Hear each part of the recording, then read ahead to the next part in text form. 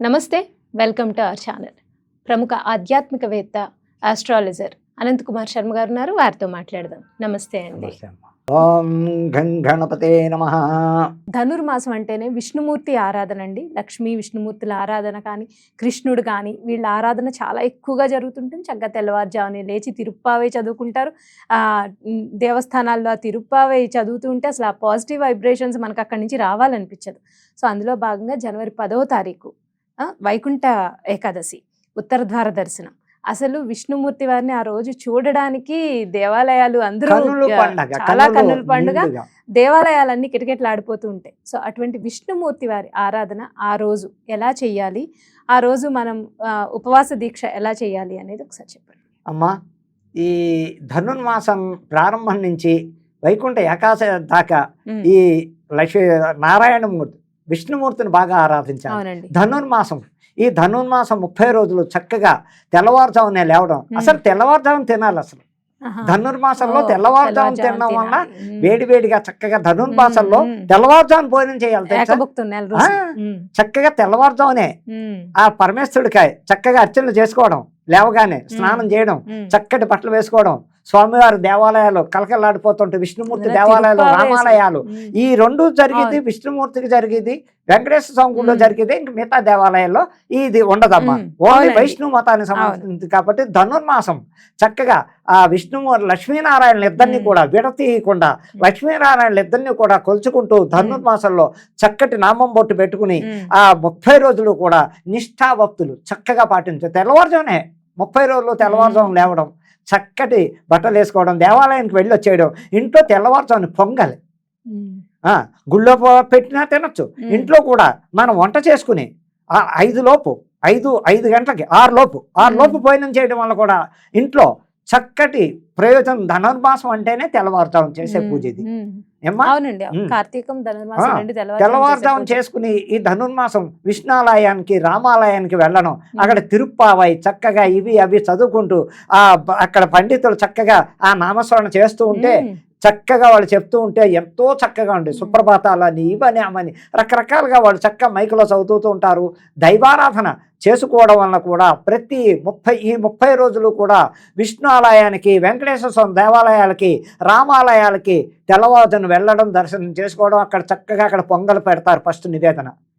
అవును, ఆ పొంగల్ ప్రసాదం తీసుకోవడం, చక్కగా ఇళ్ళకి రావడం వల్ల కూడా ఆ లక్ష్మీనారాయణులు ఈ వెళ్ళిన భక్తులందరినీ కూడా ఆశీర్వచనాలు ఇస్తారు. చక్కగా ఉంటుందని చెప్పడానికి పోతే జనవరి 10వ తారీఖు వైకుంఠ ఏకాదశి విశిష్టత ఏమిటయ్యా అంటే ఆయన ఆ వేళ లేస్తారు, 6 నెలలు పడుకుంటారు, ఆ వేళ లేస్తారు. అప్పుడు ఎందుకయ్యా ఆ వేళ లేవడానికి కారణం అంటే అప్పుడే ఆ శేషుడు అడుగుతారు, స్వామి నాకు విశ్రాంతి కావాలి, నన్ను కొంచెం రెస్ట్ తీసుకోనివ్వంటే గౌక్కుని ఉలిక్కిపడలేస్తాడు. ఓ అని ఆయన మహానుభావుడు పాపం ఆ పాంపు మించి లేచి, శేషవాహనం మించి లేచి అందరికీ ఉత్తర ద్వారంలో దర్శనమిస్తారు.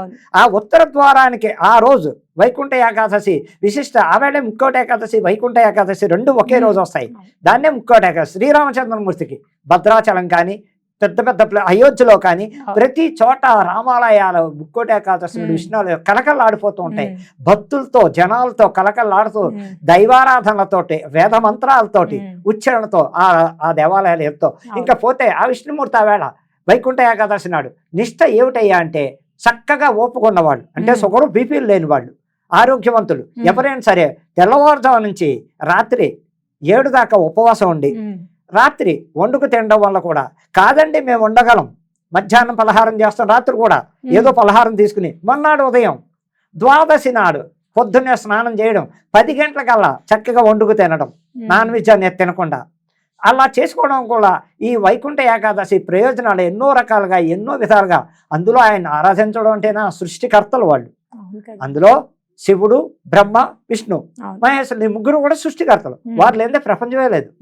అలాంటప్పుడు ఆయన పాదాలు ఈ 30 రోజులు కూడా ధనుర్మాసం చక్కగా చేసుకుంటూ ఆ వైకుంఠ ఏకాదశి నాడు జనవరి 10వ తారీఖు నాడు వస్తోంది.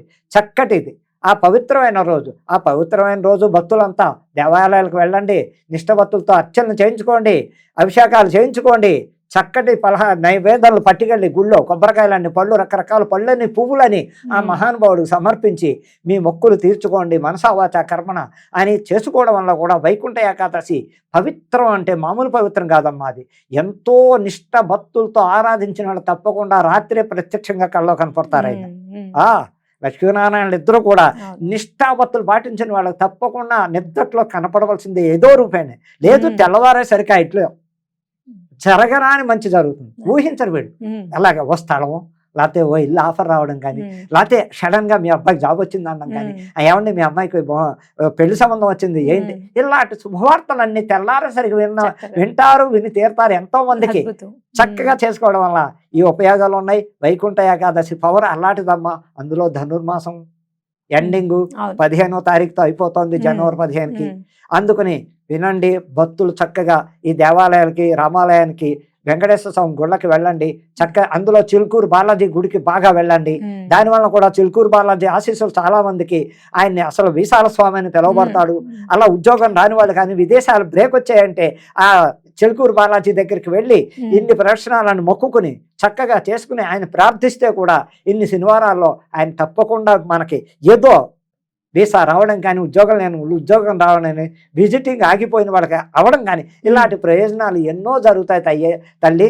అందుకని అనేక రకాల ప్రయోజనాలు జరుగుతాయి. మనస్పర్ధలు ఉన్న వాళ్ళకు కూడా తొలగిపోయి వాళ్ళు స్నేహంగా ఉంటారు. బంధుత్వాలు ఏదైనా డిస్టర్బెన్స్ ఉంటే అవి కూడా తొలుగుతాయి ఇళ్లలో.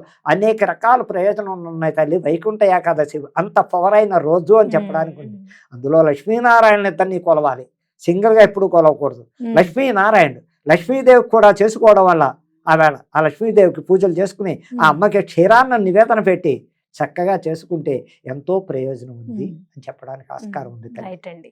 లక్ష్మీదేవి లేని విష్ణుమూర్తి లేరు, స్వామివారు లేని అమ్మవారు లేరు. కాబట్టి నిజంగానే వైకుంఠ ఏకాదశి రోజు ఉత్తర ద్వార దర్శనం చేసుకుని అమ్మ అయ్యల ఆరాధన చక్కగా చేసుకుని అందరూ కూడా శుభ ఫలితాలను పొందాలని మన ఛానల్ ద్వారా అందరినీ కోరుకుంటూ ధన్యవాదాలు.